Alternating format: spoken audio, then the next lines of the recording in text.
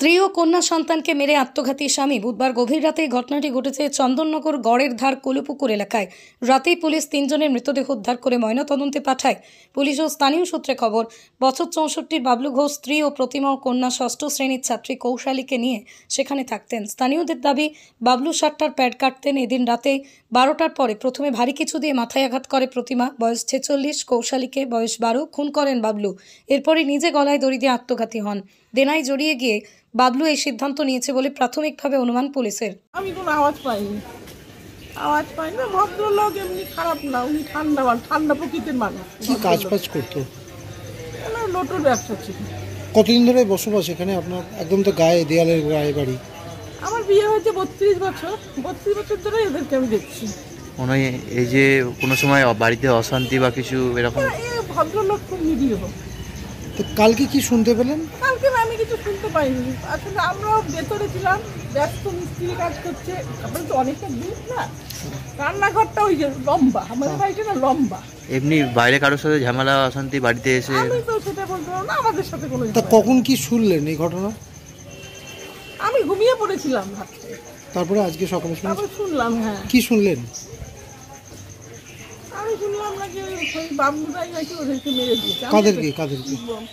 প্রতিমাকে আর প্রতিমার মেয়েকে। কি নাম, কিরম বয়স ছিল? প্রতিমার বয়স আমি আন্দাজেই বলছি, মেয়েটার বয়স 12 বছর। মেয়েটা কিন্তু 17 বছর পর হয়েছে।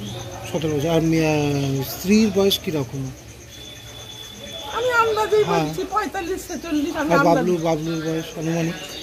বাবলুদার 60-এর উপরে বয়স হবে, 65। এমনি কথা বলতো? এরকম একটা ঘটনা আপনার একদম গায়ে, কি বলবেন এই যে ঘটনার পরিপ্রেক্ষিতে? না, খুবই দুঃখজনক। আমি তো পরে একটু শুয়ে পড়েছিলাম চেঁচামেচিতে, আমি পরে উঠলাম চেঁচামেচির পরে। খুবই খারাপ লাগে আমাদেরও। ঠিক মানে কি পাড়ার সবাই খোঁজাখুঁজি করছিল নাকি এরকম? জানতে পারলো কি করে যে রাতে এরকম হয়েছে? না, ওর কিছু বন্ধুরা এসেছিল, খোঁজ পাচ্ছে না, তখন এরাই প্রথম ইয়ে করলো। এটা কত নম্বর ওয়ার্ড? এটা 9 নম্বর ওয়ার্ড। কি নাম জায়গাটার নাম কলুপুকুর গড়ের ধার। আপনার নাম? আমার নাম অন্নপূর্ণা দে। আমার তো একটু ওইদিকে বাড়ি, ওরা জানতেই পারি না, এখন জানি। হ্যাঁ, ওরা তো যাতায়াত করতো আমাদের পাড়া দিয়ে। কারোর সাথে ভালো ব্যবহারই, খারাপ ব্যবহার, কারোর সাথে ঝগড়া নেই, ঝাঁটি নেই, কারোর সাথে না এরকম কিছু শোনা যায় না।